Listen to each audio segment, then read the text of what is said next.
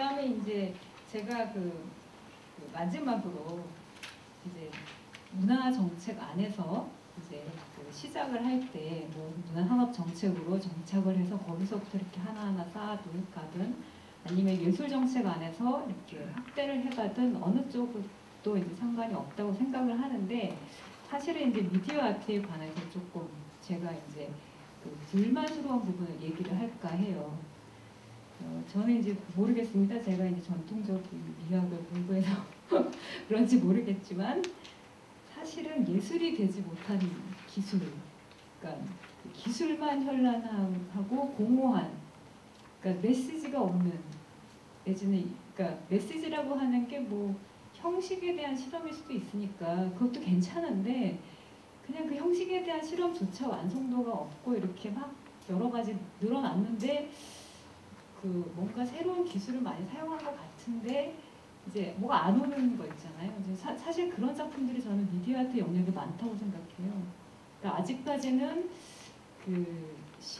확실히 실험 단계라는 생각이 좀 많이 들고, 그런 면에서 보자면 예술이 되지 못한 기술, 즉 이제 그런 면에서 기술만 있고 메시지가 없다라든지 예술을 시도하다가 실패했다든지 이제 이런 기술들이 그럼에도 불구하고 이제 마치 문화 산업적 경제적 시너지 효과를 가질 수 있을 것이냐 호도하는 것도 좀 있다.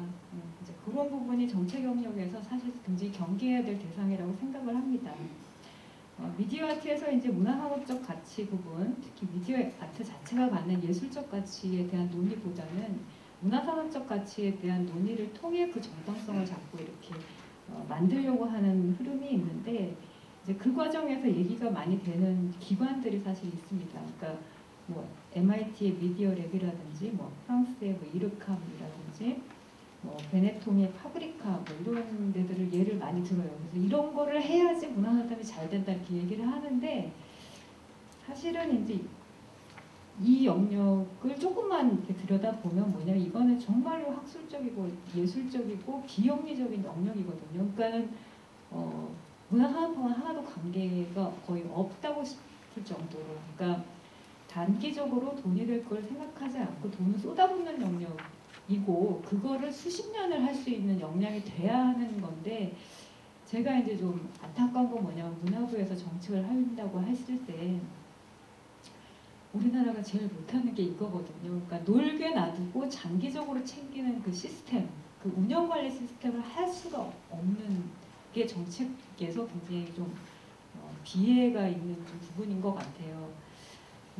보면 아시아문화전당 기획을 할 때 이제 아시아문화전당에 관한 기본구상 연구를 이제 연구 책임을 해서 하면서 이제 문화창조원에 대해서도 당시 이제 많은 분들이 아이디어를 주셔서 진짜 이 지금 앞서 말씀드린 그 세 가지나 기관들을 실제로 벤치마킹을 하고 거기에 입각해서 그러니까 구상을 했거든요. 근데 이제 그게 지금도 학원에 있는 것 같아요. 사업을 학원에 있는데, 문제는 이게 이제 우리나라 행정 시스템이나 우리나라의 지원 관행 속에서 살아남을 것인가에 대해서 저는 굉장히 회의적이고, 사실은 저는 실패할 것 같아요.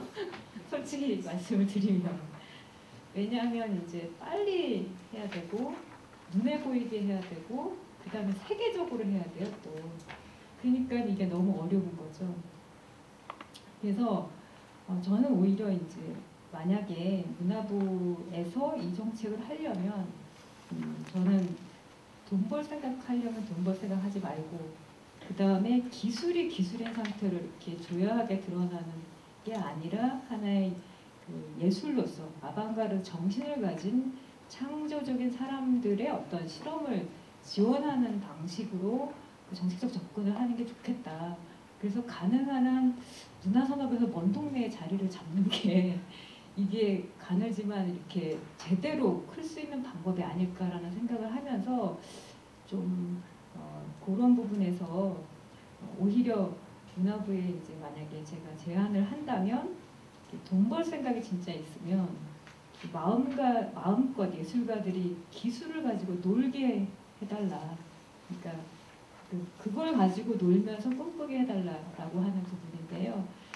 이를테면 여러 가지 모바일 기술도 있고, 그러니까 기본적으로 이게 모바일 기술이나 웹 기술이나 이런 건, 웹 기술은 군사용으로 처음에 시작이 됐고, 그 다음에 뭐 여러 가지 우리가 지금 누리고 있는 미디어 아트의 기본적인 기술들은 사실은 굉장히 현실적인 목적을 갖고 만들어졌어요. 근데 이제 그 기술이 그 목적으로만 사용되는 게 아니라 맞으면 그거를 보다 더 인간적인 방향으로 사람들과의 커뮤니케이션을 활성화하는 방향으로 이렇게 사용해보고자 하는, 그러니까 원래의 목적을 벗어나고자 하는 여러 가지 시도 속에서 지금과 같은 미디어 아트의 좋은 성과들이 나타났다고 생각하거든요. 이 얘기는 뭐냐면 이제 예술이 기능을 갖지 않고 있다는 거.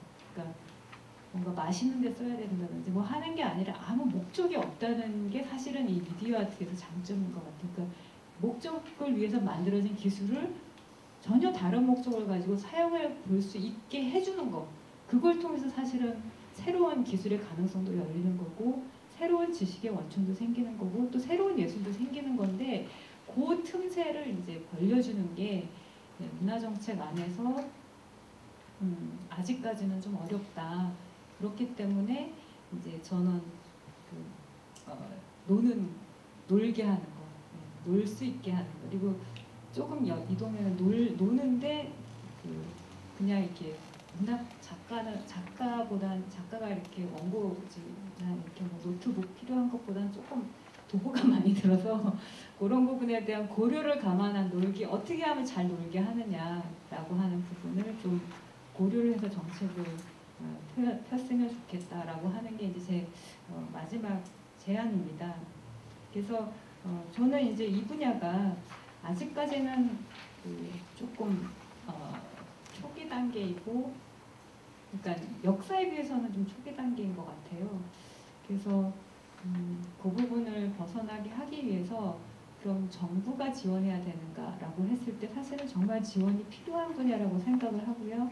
이제 그런 부분에서 정책을 이제 잘 셋업 시키기 위한 작업을 이번 정부에서 했으면 좋겠어요. 근데 괴로운 거는 이게 놀게 하라라고 하는 말을 별로 안 좋아하는 것 같아서 예, 그 부분은 좀 잘 정당성을 만들어서 했으면 좋겠다는 생각입니다.